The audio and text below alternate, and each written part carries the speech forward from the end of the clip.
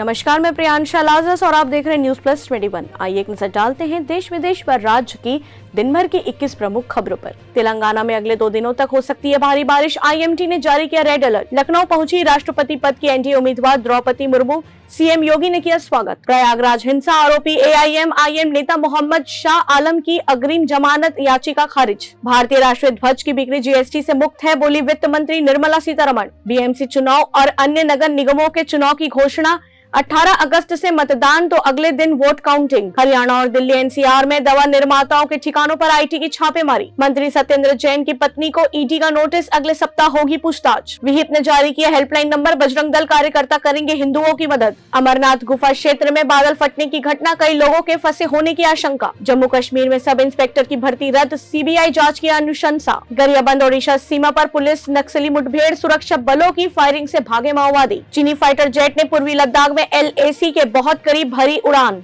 उत्तर क्षेत्रीय परिषद की बैठक, शाह 7 राज्यों के साथ करेंगे आंतरिक सुरक्षा पर चर्चा। साउथ एक्टर विक्रम की चेस्ट में तेज दर्द, हॉस्पिटल में हुए भर्ती। असम सरकार ने बकरीद को लेकर प्रशासन को जारी किए निर्देश। जयशंकर ने बाली में अमेरिकी विदेश मंत्री ब्लिंकन से की मुलाकात। चंडीगढ़ प्राइवेट स्कूल में 250 साल पुराना पेड़ गिरा, एक छात्रा की मौत, 19 घायल, न्यायिक जांच के आदेश। लखीमपुर खीरी कांड, आशीष मिश्रा उर्फ मोनू की जमानत पर बहस, अगली सुनवाई 11 जुलाई को। शादी के अगले दिन सीएम मान की पत्नी का ट्विटर अकाउंट हुआ सस्पेंड। बाजार में तीसरे दिन भी रही तेजी, सेंसेक्स 303 अंक मजबूत। 850 साल पुराने आगरा के मंदिर में कल होगी पायल रोहतंगी संग्राम सिंह की शादी, फेरे लेने से पहले की पूजा। ऐसी जानकारियों के लिए देखते रहिए न्यूज प्लस 21, आपके हक की बात।